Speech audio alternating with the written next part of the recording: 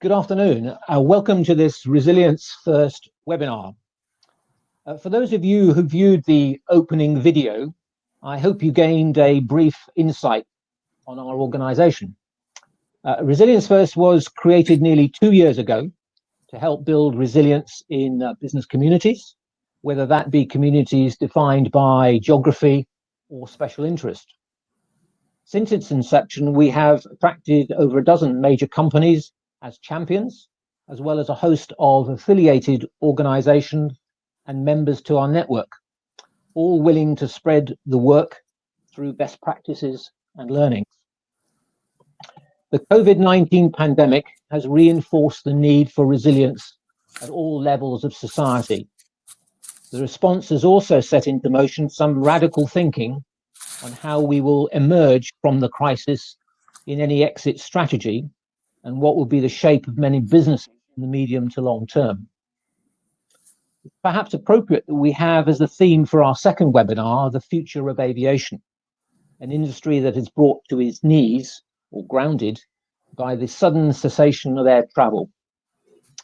We have this afternoon two experts to consider this subject for the next hour. Resilience First is very grateful to them for their time and to ADS for partnering with us in this endeavour. Paul Everitt is CEO of ADS, the UK trade organisation representing more than 1,000 companies across the aerospace, defence, security and space sectors. David Huttner leads the commercial aviation practice for PA Consulting, a company that has been doing much to coordinate industry's manufacturing response to the current medical emergency. The speakers' biographies have been circulated in the joining instructions, so I will not repeat these, but encourage you to have a look. So I will soon ask Paul to begin the session, and after Paul has given his 15-minute presentation, I will invite him to respond to some of your questions before then asking David to continue for a further 15 minutes and then further questions to both individuals at the end. So please do post your questions through this medium, and I will pick those up that have a common theme. So without further ado, Paul, the virtual floor or sky is yours. Okay, well, listen, thank you very much, and thank you very much for inviting me along this afternoon. As you say, ADS is the National Trade Association for the Aerospace, Defence, Space and Security industry. We have a very strong security and resilience team, and at the moment they're particularly focused on a range of cyber threats and doing a piece of work with the National Cybersecurity Centre, really about developing a toolkit to help our other member companies prepare for and be resilient through a range of challenges that they might face. Perhaps the team are also perhaps better known as a key part of the organisation for the annual Security and Policing exhibition, which is the Home Office's major event of the year. And we at ADS work with partners at Dodds and in the Home Office with the Joint Security and Resilience Centre to create that particular event. I guess we were all, as it turned out, slightly grateful that the event took place just before the kind of recent close down, really, of our economy. But hopefully it will not be the first event of 2021. We'll have opportunity to be able to do things well. The key thing I want to talk about today really is to give a bit of an overview of the aviation sector and exactly how things are panning out just at the moment.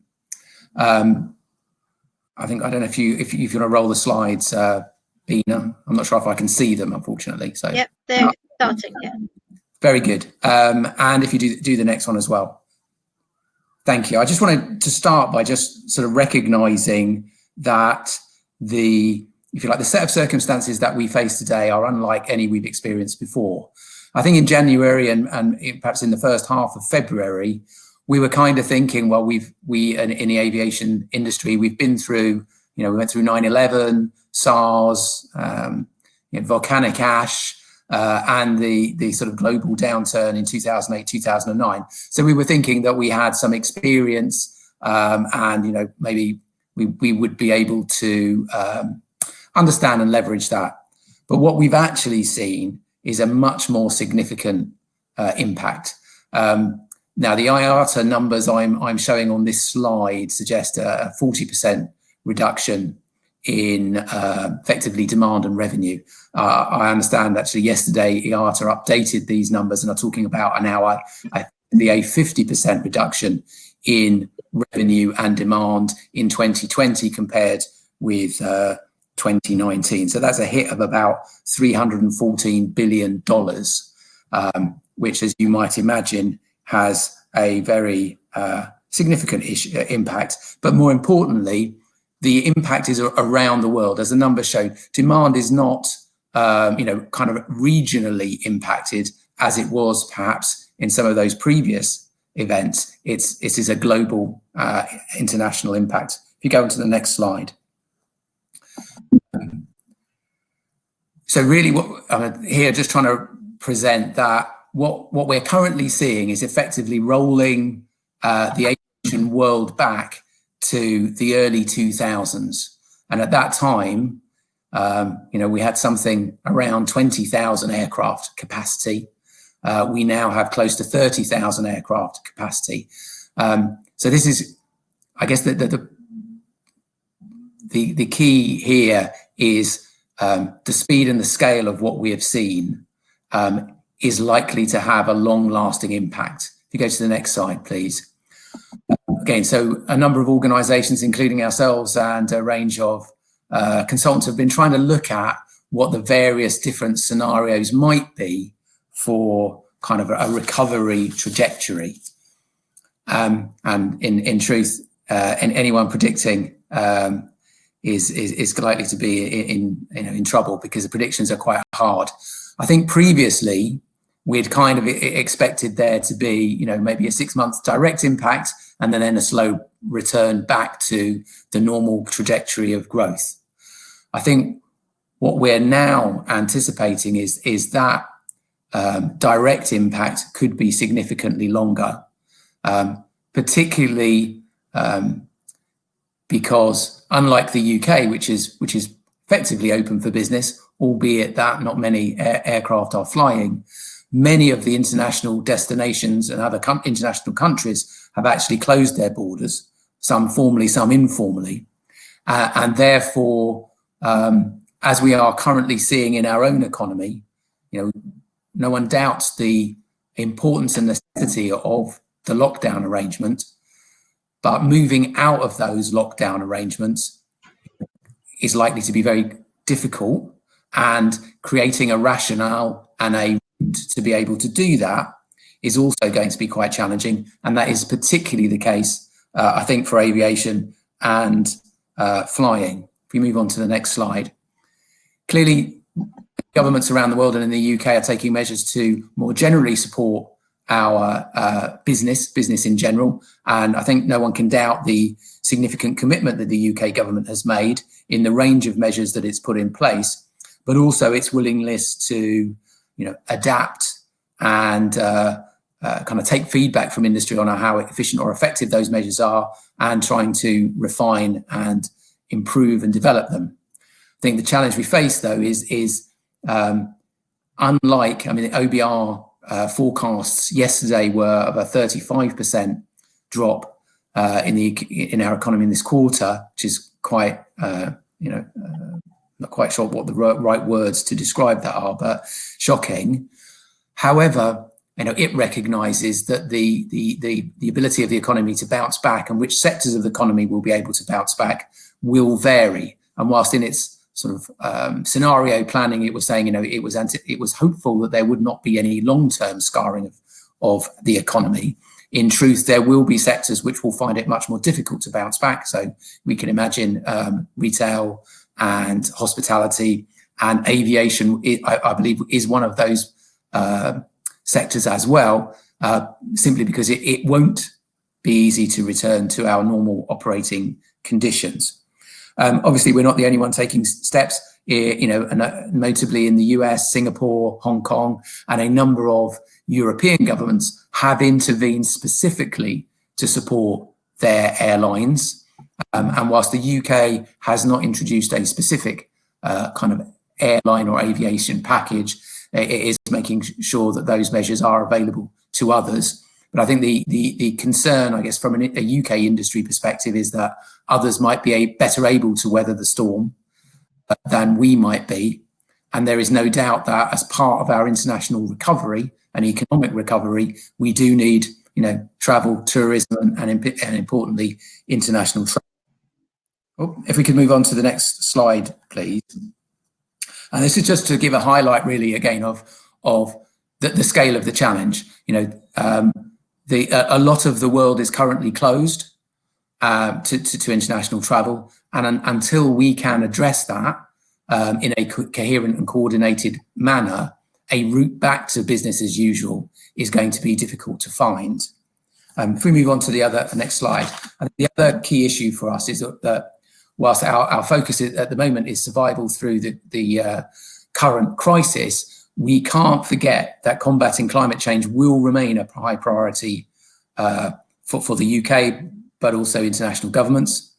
I am aware there will be some that see the absence of aircraft in our skies as a very significant environmental benefit, and there will be some who would oppose support to airlines and the wider aviation community because of some of the longer term climate change impacts.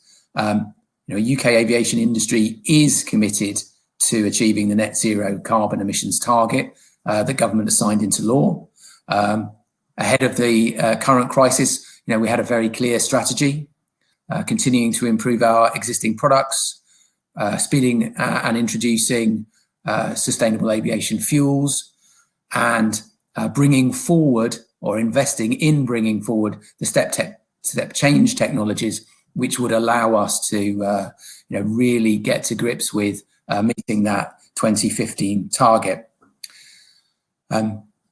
So when we start to think about the future, there are a number of things I think that are clear for us. So if you just roll on to the final slide, I think we have kind of three key priorities.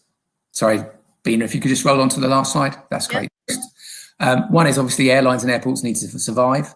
And to do that, we may need, or government may need to either extend some of its existing measures. So we would certainly see grounds for extending the job retention scheme beyond May, so that more of our colleagues in industry can remain connected to their workplaces to give us the best opportunity of riding out the worst of this particular crisis. I think we do need to start to build a plan for recovery, and in aviation terms, that has to be an international effort. So we do need to see UK government, I would hope, leading the discussion with their international colleagues, whether that's through ICAO or the G7 or G20, to really begin to work out how we can ensure that people can fly safely and healthily at the earliest possible point. Because whilst we might recognise that we are in a difficult situation, there will be a significant economic impact, but the sooner we have regular flights available, the sooner we can begin to move our economy in the right direction. And then finally, I think we cannot lose sight of the fact that we will collectively, both from industry and from government, need to invest in meeting the challenge of climate change. And we should ensure that we shape the support mechanisms that we do deploy in a way to ensure that we do not lose momentum in the medium to long term. Thank you very much. Happy to take any questions. Thank you very much, Paul. Questions coming in. So let me kick off with one from Mark Johnson. Is there a name I'm sure I'm familiar? Okay. Is there a specific lobbying going on by ADS for research and development support at the moment, such as short-term increases to the percentage of funding in research and development by ATI? Could you answer that one? Yes, indeed. So without giving too much away, I was on the call earlier this morning with the BEIS Minister, Nadhim Zahawi. One of the items we were discussing was looking at how we can reprofile some of the R&D spend that is being planned, so that there is a higher government contribution earlier in the process, so that we do not lose momentum in some of these important areas. So I think that whilst it would be wrong to commit the government to things, I think that they are absolutely on board to doing that for what they termed priority projects. So I think that's good news, with a bit more work to do yet. I think the other area that we were looking at, we long promoted what we call a Brunel challenge. And this is really about how we go about developing the tools and techniques to more rapidly design, develop and certify products, particularly complex products like aircraft. And this morning, again, we were talking about that particular challenge and whether or not we could persuade government to put some early resources into beginning a process that would allow us to use some of the engineering talent that risks being made redundant in the near term, rather than either it being furloughed or completely lost. So these are live discussions, and we are very much leading the lobbying on those issues. Thank you. Perhaps I could pick up a point there. It's coming about what is termed skills fade, with pilots, cabin crew, air traffic controllers. Are there plans and processes in place to keep their skills up to date, even if they're sitting at home or wherever they might be? Do you have active plans at the moment in place to cope with that?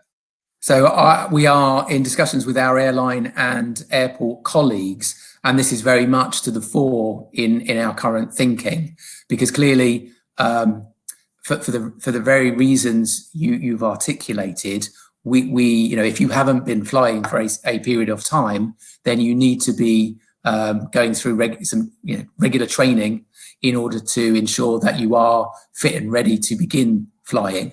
So part of the discussions that we are seeking to have with the Department for Transport currently is how we begin to shape that plan, so that it's if you like, currently it's about getting government to recognise that there is a plan that we need to develop, and then providing input to that plan. And the issues around particularly pilot and air traffic control training are very much to the fore within that. It would be wrong at this point to say that we've sort of started those conversations kind of in any detailed way, but I think, as people will have been listening, as I have over the last couple of days, to the general kind of political and media debate, and I think there is clearly now more focus on moving to how we plan the route out of lockdown. So I would certainly hope in the course of the next couple of weeks there is much more. We will have a much more detailed view as to what that looks like, and be directly engaged with government on trying to shape it. Clearly, it's not solely an ADS issue, and for that reason, that's why we're working closely with our colleagues in the airline and airport industry. Another question: Do you think there will be less corporate travel as executives have really got used to virtual meetings, and we have a webinar going on at the moment, so people are beginning to perhaps move away from thinking of getting on a plane? I think it's quite early days yet, and I'm conscious, as everybody else, that there's no doubt that many people have become, if you like, accustomed to a different way of working, and that will have longer term implications for industries like aviation. I think there will always be a level of face-to-face business that people want to do. So therefore, I don't think we're going to see no demand whatsoever. But I think, as ever, part of the challenge is that people will want to move slowly back into kind of previous work patterns. I'm sure that the general cost down pressures that many businesses will be under will add to the if you like, the incentive to use more virtual meetings, webinars, teleconferences, those type of things. So again, I'm reluctant to sort of start making predictions at this particular time, but I think we are contemplating certainly in the aerospace sector that this is a moment which will reset demand rather than us bouncing back to the levels that we were perhaps immediately before the crisis. Yeah. Okay. Heathrow, what do you think the current thinking now is on Heathrow expansion in the light of the pandemic?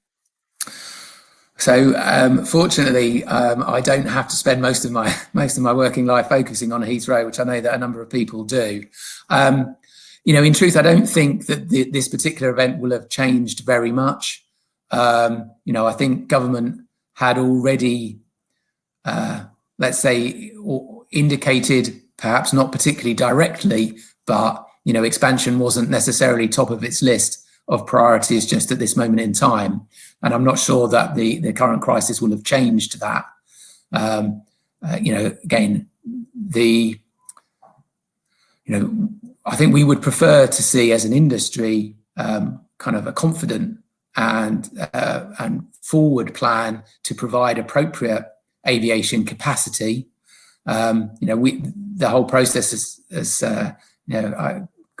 dogged most people's adult life now, I think, in terms of Heathrow expansion. But I think we do need, again, once we've got through this crisis, to make some key decisions around what capacity is required and where it's required. Clearly part of that, I believe, is meeting very clearly the environmental, both the environmental targets and objectives, but also the objections that some people have. So I think Heathrow is still going to be delayed for some considerable time, but I think we as an industry need to embrace the environmental agenda and be able to demonstrate that we can deliver aviation and the ability for people to travel and get the experiences that are so important both to them as individuals, but also for international trade, in a manner that is in tune with people's environmental kind of instincts. Okay, thank you. It's a bit more detailed question. How will local carriers respond to the restart of the industry? And will there be some social distancing on flights, for example? And will they pay for more check-in desks so that we get social distancing and avoid the 200 people queuing rather than off for one checkout, rather than limited number socially distanced? I can see that I'm attracting in quite a lot of comment about people's own travel experiences. So I haven't got an answer for you, I have to say. I mean, I think one in my own, if it's sort of a personal view, is that we're likely to see a number of phases as we kind of get the industry back up and running. So clearly, once the UK and many other countries have come out of the very severe lockdowns that we're operating, it is not going to be a bounce back straight to business as usual, and we are all going to have to get used to some changes in the way that we go about our day-to-day businesses, whether that's through social distancing, people wearing masks, a whole range of things. As I say, I think we need to have some clarity internationally on what we believe is both safe and healthy travel, passenger travel by air, so that we don't either deter people unnecessarily, nor make it so prohibitively expensive that aviation returns to being a privilege for the few, rather than a mass form of transport that provides huge, I say, personal and economic benefit to countries around the world. So I think again, this is I think one of the crucial discussions that we need to have both in the UK and internationally is, so what does that look like? What does safe and healthy look like, both in the immediate aftermath of the lockdown, but also then as we move to a more normalized situation, let's say in the sort of final quarter of this year, where really we need to put in place the measures that give people confidence, but we don't need to put in in place kind of so much that it stops, people being able to travel at all. Okay, well, we'll cover one last question and statement, actually, from a gentleman called David. His statement is that my experience the last 3 weeks show that virtual meetings tend to be more productive. They do require more preparation, agenda, and availability of related documents prior to the meeting, and they're much easier to follow up. So clearly someone's been convinced of that. But his question is that what about the aerospace manufacturing sector? Clearly the demand for new aircraft will be impacted by the current crisis. And what timelines do you see for future aircraft to emerge as a result? So this is a really, really challenging time for the aerospace industry. As I've said, our key customers, the airlines, are grounded and aren't themselves able to generate any revenue, and that flows straight down the supply chain to many large and small companies. We've already seen Airbus reduce its production rates by about 30%. And there is, an adjustment, a significant adjustment that is already going on up and down supply chains in the UK and internationally. So there is for us too, an immediate crisis that we need to be able to weather in order to ensure that we are able to provide the products and services that our airlines hopefully would want. In terms of new product, I think this is why the climate change agenda is so important, and why we will need some government help and support in order to maintain levels of investment in both the R&D, but also perhaps some of the emerging and more radical propositions that certainly we in the UK are looking to develop. We would like to see fairly soon some support from government to work with industry on a zero emission and regional jet, and to begin the sort of study phase of that kind of program, so that we can both demonstrate, I think, to the industry and to the wider world that the UK wishes to remain a global leader in aerospace, but also to ensure that some of the engineering talent that we have is has the opportunity to focus on things that will be long-term beneficial for our country and our industry. But it would, the fundamental economics are quite challenging in the short term. Our airline customers have every incentive not to invest more in new product, because they themselves will be, are cash strapped and are not seeing revenues. And particularly if there is not a high demand for their services, that will merely exacerbate the sort of pushing any plans for new products further and further out. And clearly that would not be, I think, in the long term benefits for aviation. Thank you. Well, thank you for answering those questions so clearly. There are many more on the screen, and we will return to them if we have time. But thank you for the very clear presentation and answers there. We'll now switch across to David Huttner, who will give his view on the situation, and then we will pose questions to David and also involve Paul if necessary. So, David, the floor is yours. You need to switch on your mic.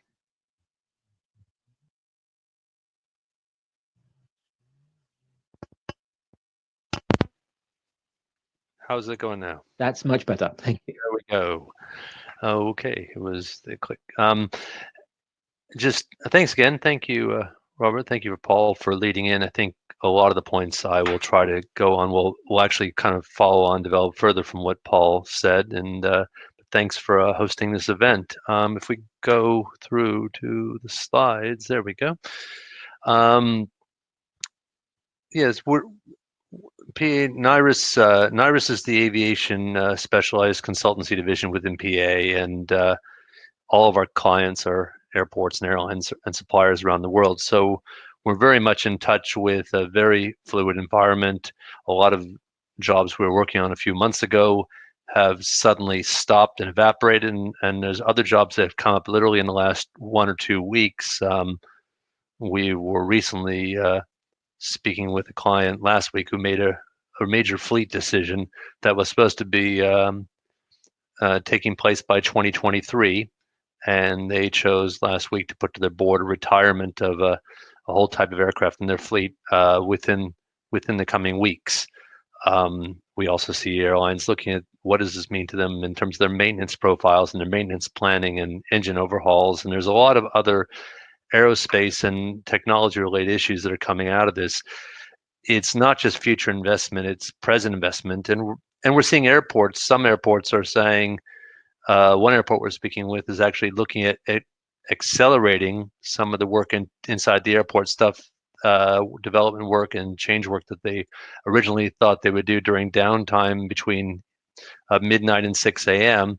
They now have managed to shut down a number of gates in their airport and are trying to, in the next few months, execute all the renovation and work within daylight hours, and hopefully in a much more expedient basis. So the situation is not all bad news, but it certainly has everyone resetting and rethinking which way they're going. And we'll talk through things. I think I'm not going to go into all those numbers because I think, as Paul pointed out, every time you have a number, you wake up in the morning, you find that number's not terribly valid anymore. IATA put out its new numbers yesterday, which were 3 times worse than they were a month ago. I think what really hasn't been quantified is we all know that the aviation industry has a knock-on effect. And if you think of, you're starting to hear stories emerge about ground handlers being unable to sustain themselves, the impact on the supply and manufacturing changes, many of you know, and also downstream, tourism and hotel interests and what's going to happen to them, and the GDS providers and other parties whose businesses live within the ecosystem that aviation creates. So there's all these companies that aren't as high profile, they're not as sexy or visible, but they're just as important. And in that sense, we don't think anyone's really quantified how big this is going to be. And not just in terms of aviation, but in terms of total impact upon the sector. And if some of these key suppliers, such as ground handlers, happen to stop working, when you finally need to get going again, it's going to create a lot of complexity for the carriers and for passengers who, even when they are willing to fly, might find it more difficult to do so.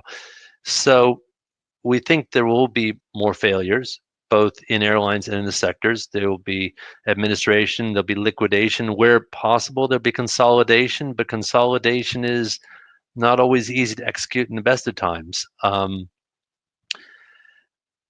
Once again, this is a stat that we made this graph literally about 10 days ago.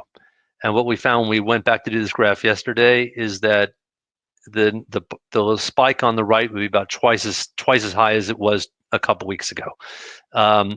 So we're not going to once again argue about how big the numbers are, because every day they're a different number. But I think if you get a perspective, if you look at 9/11, which is over there circled on the left in blue, that was the biggest crisis probably to ever hit the industry before. Now, it was more regionalized. It wasn't consistent across the globe. It hit North America harder than other regions of the world. But the total fleet grounded, even at the peak of it, is dwarfed by what's going on now. So I think we all understand that, as it was mentioned before, it's not just that it's bigger, it's also global. So when we look at lessors or our clients who are kind of, shall we say, in negotiations with their lessors, before the lessors would take a much tougher line because, well, if you didn't agree with our terms, we're going to take the aircraft away from you and put them somewhere else. But in today's world, there's nowhere else to put the aircraft. So as much as you might be in dispute, we're finding some of them are being a bit more reasonable, because at least they're getting their parking and their maintenance paid for by the airlines who are holding the aircraft until people can see what comes next. Let's continue here. Looking at what we can learn going forward, I think we can still learn from what happened in September 11th, the SARS, the volcano. Those were all mentioned before. Here's the same data, but we've put a little overlay on it. What we're expecting from our point of view in our analysis, while we don't want to predict exact numbers any more than anybody else does, is that we believe there has been a reset, and we believe total number will be lower for some time. There'll be this dip. The dip will be a U-shaped, not a V-shaped, as many people have indicated. Whether this is 6 months, we've got 4 months here, and I think that's probably out of date. It could be 6 months, it could be 9 months. We're not sure, but there will be rebuild, and it'll be very slow. And then even when it starts to plateau off, that plateau will probably be a new plateau, and building back to where we were before could take some time. We saw after, let's go here, the next slide. After, let's see if I can go, there we go. After 9/11, and this was just isolated the North American market. We didn't want to take a global one because the global averages hide the impact of the figures. But if we take North America and 9/11 on a local level being a major event in the market, it took about 4 years, 5 years to see the market simply recover to the previous level. So if you take that on a global basis and you say this event is even worse for aviation than 9/11, that kind of gives you an idea of the expectations we have for the likely plateau. I'm not going to read through all these lines. We'll certainly make this deck available later. If anybody has any questions, they're welcome to contact us why we made certain statements. But I think we're also seeing certain other shifts that we can learn from the 9/11 event. One of them was, from a fleet point of view, is how it changed the mix of fleets and airlines. What we've seen from events like this is almost a generational change in the nature of the aircraft flying. Now, in 9/11, because of scope clauses, union agreements, and other things, what happened was a lot of the economics related to very smaller aircraft disappeared, and so Saabs and Fokkers and Jetstreams and a lot of smaller aircraft. Sorry, I went too quickly there. Disappeared, and new aircraft arrived, which were larger in scope. Now, that had a lot to do with union labor agreements in the U.S. But if we take the same principle that airlines will have to rebuild and they'll choose amongst their fleet which aircraft they're going to keep flying when things restart, we're assuming that certain aircraft will effectively disappear. American just announced not so long ago they've probably seen the last flight of a 767 ever. And American, as we all know, American carriers tend to keep aircraft around a little bit longer than most others. But even in Britain, the two major carriers both fly 747s. We have to wonder if those aircraft will be around. We look at the A380 fleets that are out there. Lufthansa stopped flying their A340s. So some of these aircraft will stop flying. But what's interesting is, while before the withdrawal was among the very smaller end of the market, now we're seeing the possible chance that the largest capacity aircraft will disappear from the market, at least for some time. And that, to us, would be a striking change going forward. So I guess we're going to talk about where we think this all leads in terms of both the customers and the fleets. There's two levels to look at this industry. The first one ultimately is the customers, because it ultimately is driven by the people that buy airplane tickets. That, people pay us money to fly on airplanes, and if that's the start of the food chain, if that doesn't work, nothing else happens. All of our jobs are at risk. So we do expect capacity reductions, sustained capacity reductions. We don't think this is just a bump. We think this will go for a while. We expect there'll be a bit of a reset. And when we've heard various figures bounced around, I'm not sure my crystal ball is any better than anybody else's, but we'd be surprised if it wasn't 10 or 20% based on what we've seen at local level when events happened before, trying to move that out on a global level. We'll talk about corporate travel budgets. It was touched on before, but how travel habits will change. There's two resets to that. There's both the financial aspect and there's the habits that are developed in the months ahead. From the fleet side, we've touched on already a bit about how lessors and parking aircraft the dynamics of that relationship with your lessors is changing.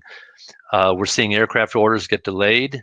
We're seeing aircraft orders canceled. Just this week, a number of aircraft orders were reduced or canceled. Boeing took quite a hit on their forward bookings. Now, of course, Boeing had issues before this occurred, so there's a bit of a balancing out there. But as was noted before, even Airbus is slowing down its production. The exiting of older aircraft, redeployment.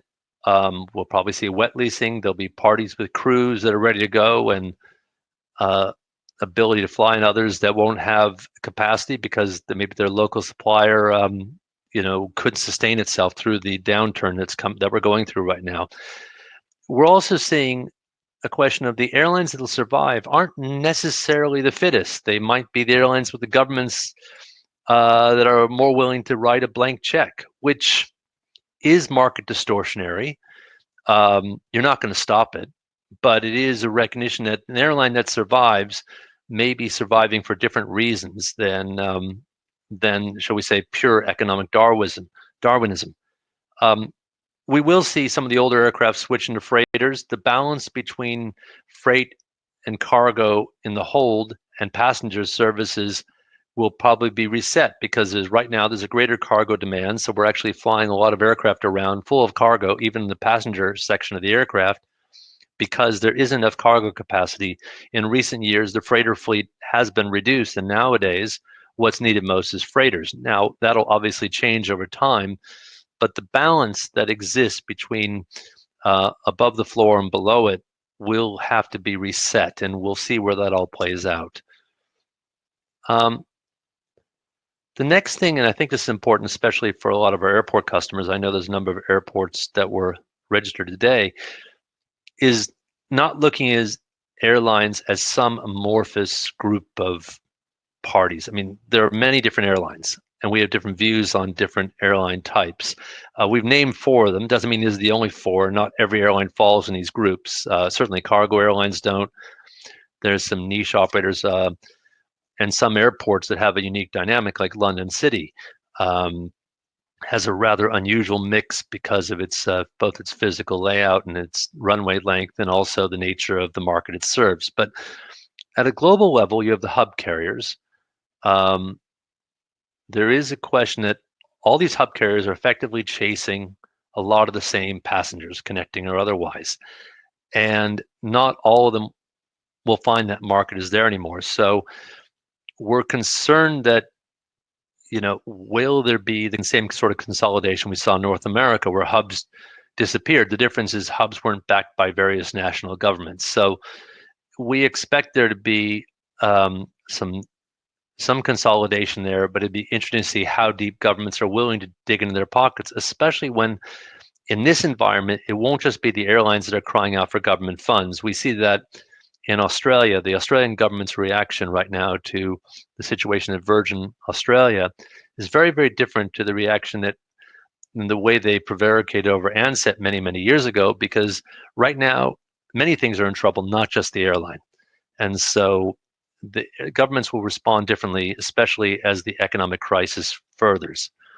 Low-cost carriers, there's a lot of people who view, and certainly in our team, that view that the well-disciplined LCCs are likely to come out relatively well out of the situation. No one comes out well, but better off than some. And that is an interesting case. So when you look at who are your customers today, who will be your customers, what will they expect?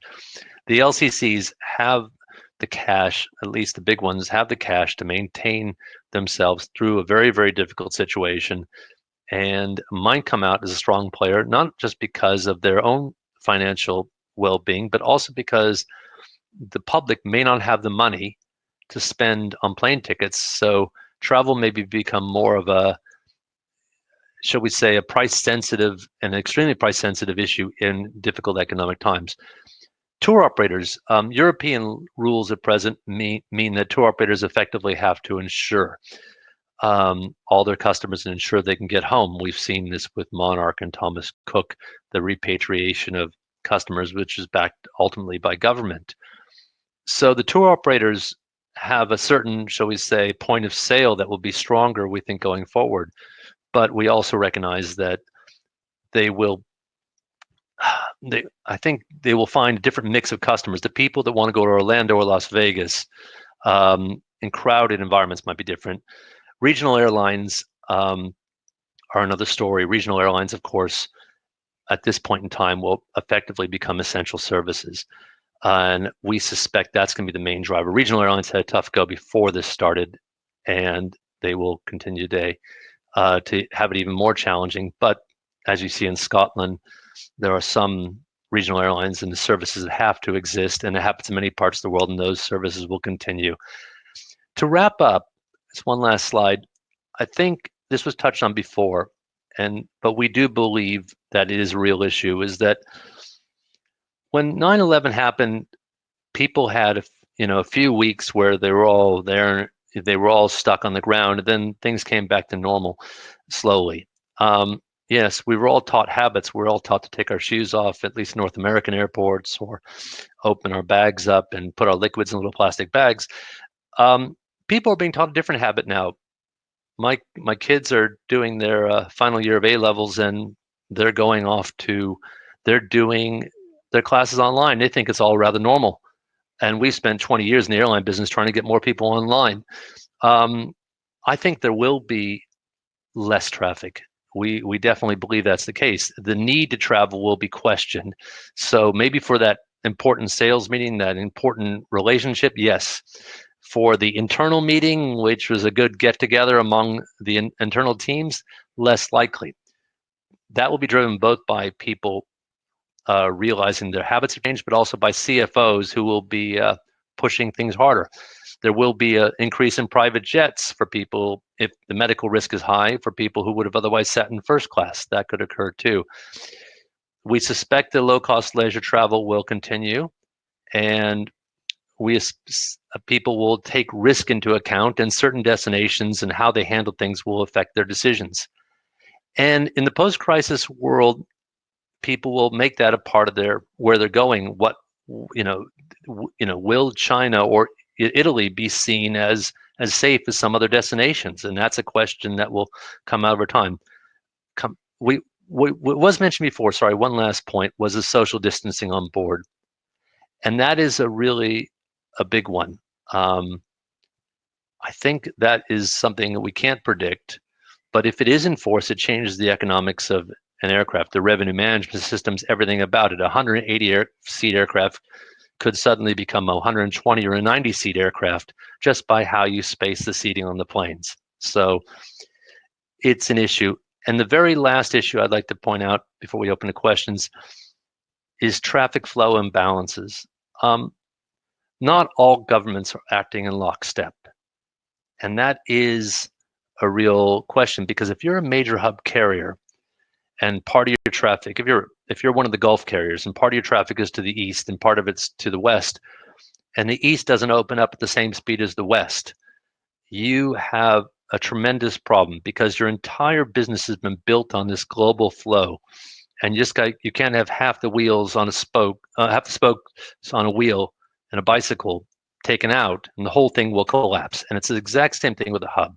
If you only have half the spokes working properly, especially if all those spokes are on one side or the other, the wheel doesn't turn.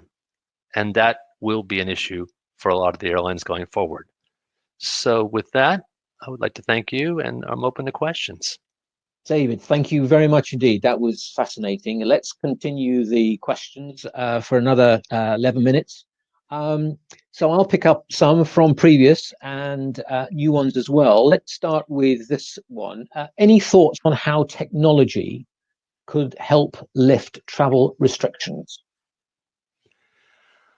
I think, obviously everyone's waiting to find out how you certify passengers or people to be safe to travel. Will there be what is effectively a new yellow booklet that we all used to carry around with our smallpox and our various medical status, if there is some sort of immunity that it's developed? We'll start seeing the ability to map that out better, in terms of just like you have an electronic travel authority today. The other thing you'll need to look at is people are going to be less likely to want to put their fingers on a fingerprint reader at the airport. when they arrive, given the state of things. That's an issue that airports and immigration authorities will have to deal with. So I think technology providers need to think ahead as to what type of technologies will be impacted by changed behaviors in the airport and airline environment. There's some people are talking about check-in devices that don't have a touch screen, because you even see it when you go to the grocery store. You're kind of reluctant to push down, credit card payment on your screen. So those type of technologies will have a benefit. Obviously, things that have a direct health benefit are going to be the most drawn to attention at first, but resetting revenue management systems, if there's a different seating map or seating logic on planes, will be another one that's going to keep someone up late at night. Thank you. Okay. There have been cases where low oil prices have delayed the retirement of older aircraft. With record lows in the oil price now and possibly persisting for some while, do you see that changing? I mean, you went through the mix of aircraft that you felt about, but do you see the oil price having an impact here? One of the most successful beneficiaries from previous crises was an airline in the US called Allegiant. And Allegiant flew very old aircraft that had very low ownership cost and burned a fair bit of fuel. And they were able to do so for some time, MD-80s, because they decided that flying the aircraft only when there was demand was more important than keeping the aircraft occupied 24/7, keeping those aircraft in the air every single day, which you have to do with new aircraft ownership costs. So there will be opportunities for older aircraft. I think our retirement profile will be more based on larger aircraft. Will you be able to fill an extremely large aircraft in the present environment, or will you be better off constraining capacity a bit? Because revenue management and having I've worked in airlines for nearly 20 years, and I used to be running revenue management in Australia. You have to actually have one less seat on the plane than there's demand for it to make the whole equation work. Somebody has to want to pay a premium to get on the plane.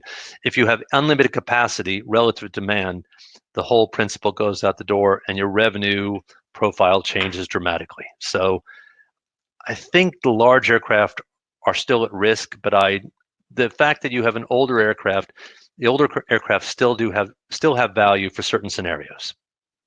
Okay, thank you. Can I put a question to you that I put to Paul earlier? What is your view about Heathrow expansion and airports generally in terms of their expansion capabilities? I think it's going to be hard. It was hard if we were to, before this whole situation emerged a couple months ago, you had to wonder if Heathrow was ever going to get over the line anyway. The rulings of the court went against it. The various environmental movements and of course SIA and other things are taking off in a big way. That's not going to change. It might go to literally in the back of the headlines for a year or two, but getting more capacity, getting somebody to build a new airport or a new runway in Europe or in any country in the near future will be a tough ask. So I think there's ideas to more effectively use existing infrastructure. And for example, Gatwick is working on that. Other airports are working on that. But getting further infrastructure in place will be tough. I think regional airports are going to have a tough time in the next few years. So you might even see facilities mothballed where they don't have a natural customer base. But further airport expansion, we see as a tough ask. It's better to, shall we say, optimize the capacity that's in place. Okay, thank you. Are there any tools and stats that you think exist or you recommend that airlines use to predict where countries may lift restrictions? So trying to measure out these spokes on the wheel. Tools and stats. We have, inside PA, there's a team that has an epidemiological model, and we started to look at it for the first few weeks of the crisis, and then we realized that it wasn't really working for us in the immediate term because the headlines and the political reactions have almost overtaken the epidemiological review of things. Now, we hope that over time, that decisions are made more on medical grounds than fear and headlines and political grounds. I'm not saying they're being made that way today. It's a mix of both, but the imbalanced response between nations reflects different approaches. And so we're not sure following this purely on epidemiology will get us, when we build models of what we expect to happen in the future, will really get us where we want to go. We saw with the Bali bombing, or with any event, that people's fear of traveling rarely relates to the actual safety risk that exists post-event. Because the reality is the terrorists are unlikely to strike the next day in the same place, but it's a fear and anxiety in the consumer's mind that affects people's behavior. How you map that out is really, really hard to tie to events or government actions. It's not quite the same thing. No, appreciate it. Paul, before we finish, have you got any further comments you'd like to come back with in response to the questions I put to David, or just general views? Well, I know there's been a couple of questions, I think, around the use of maybe facial recognition technology, or looking at how we can introduce different forms of technology at the border in order to kind of speed that process up, or provide a more rigorous approach, particularly around kind of health screening. And I think there is plenty of opportunity ahead of the this particular crisis. We were already seeing companies developing and testing technologies that were primarily designed to give the consumer a better experience. So enabling them to sort of, if you like, move through the airport more swiftly, because we were able to do perhaps more activity before they actually arrived at the airport. So some of that is about facial recognition, but also kind of, I think it's called terms tokens, but it allows you to kind of register specifically for your flight with a lot of your biometric details. And then as you are able to progress through the airport, obviously that process is made a lot easier. And I think there is definitely some opportunity around that to just rethink how we process passengers, both to improve their confidence, but also hopefully to mean that everyone is safer and have a better consumer experience. I think that's fair. I think, and following Paul, I think what we touched on before about things that are touchscreen driven or fingerprint driven versus facial recognition, technologies that are not invasive or not requiring certain levels of touch interaction will do well out of the situation. Whether there's a medical proof for that, or whether it's perception driven, there is an expectation that governments do something about it and airports do something about it, as we've seen with security in the last 20 years. So if they think they can improve the environment or the anxiety of the traveling public, those technologies will oftentimes prevail. Thank you. Well, this has been a fascinating hour, and we've covered a great deal of ground, or should I say airspace. Thank you both on behalf of Resilience First and all the participants who've taken interest and put in their questions. Thank you very much indeed for contributing today, and to ADS for being our partner. We will be circulating a short summary, and I think you've heard that the speakers are willing to share their slides with you, so I will be doing that subsequently. All it leaves me to say, as the hour draws close, is to wish you all well and stay safe, and please join our next webinar on the 21st of April, when we'll be looking at community policing in a pandemic. So thank you and goodbye.